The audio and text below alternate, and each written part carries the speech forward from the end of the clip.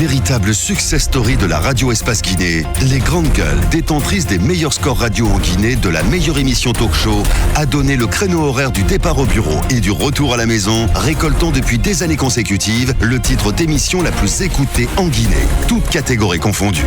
Un grand total de plus de 5 millions d'auditeurs ont été fidèles au talk show Les GG, diffusé jour après jour sur toutes les stations du réseau Adafo Média de 9h à 10h30, un exploit qui restera longtemps dans les annales de la bande FM en Guinée.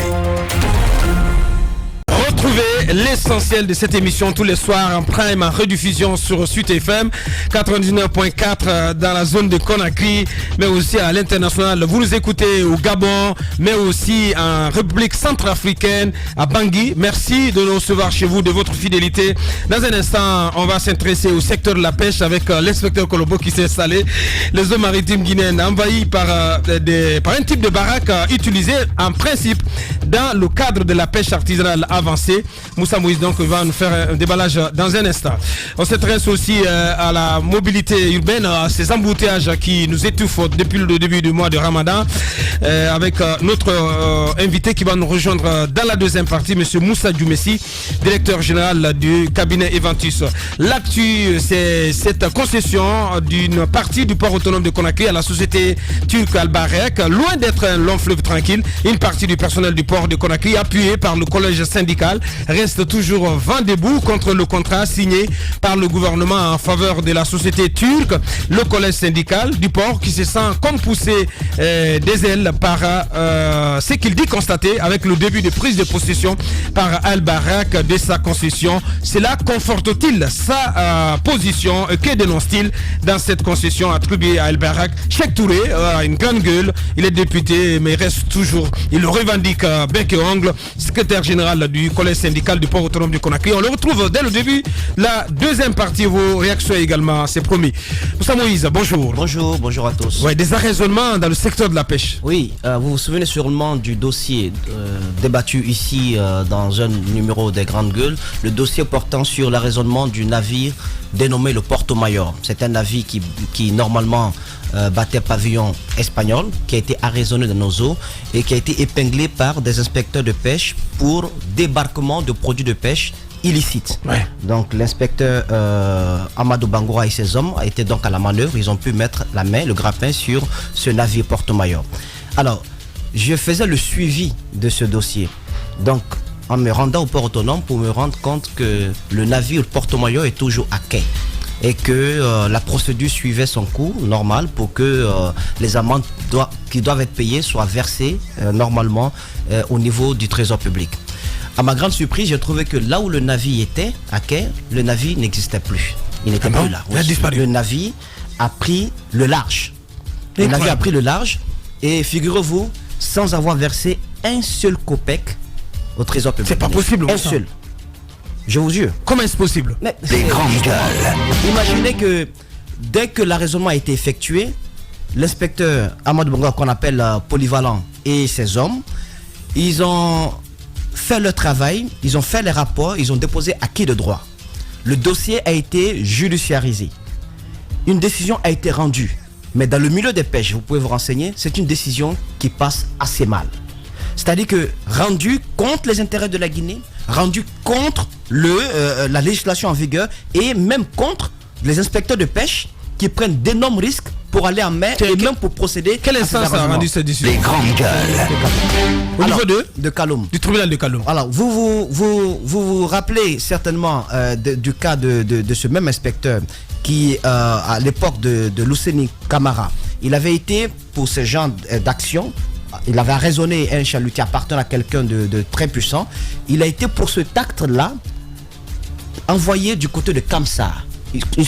Une forme de punition. Il a été muté à Kamsa pour dire tu vas regretter souvent de t'en prendre aux biens appartenant au haut commis de l'État. Et il a fallu l'arrivée de Luceni pour qu'il revienne au ministère des Pêches ici à Conakry. Ouais. Donc pour le cas du Porto Mayor, on a rendu une décision de ce genre. Le navire a pris le large sans rien verser au trésor public guinéen.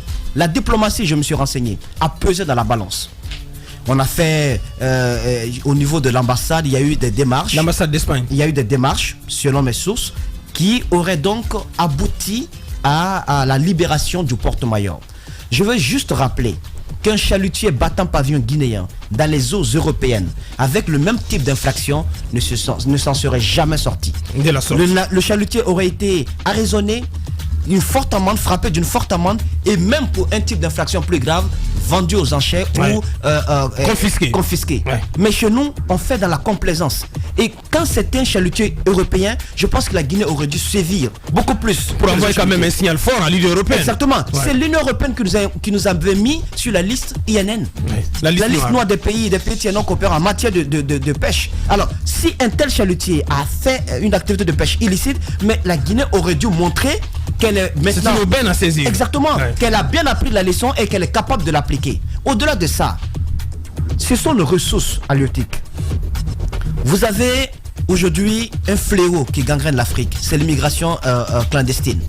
Et au large de Lampedusa, vous avez combien de morts? Et la Guinée est en tête de peloton parce que les jeunes Guinéens fuient le pays parce que le désespoir les remplit. Ils n'ont plus d'espoir dans ce pays. Ouais. Ils sont à la quête d'un Eldorado qui n'existe pas, qui est virtuel. Ouais. Alors, c'est le chalutier d'un pays comme ça qui vient pêcher ou débarquer des produits de pêche illégalement sur notre territoire, qui n'est frappé d'aucune amende et qui s'en sort de façon aussi simpliste.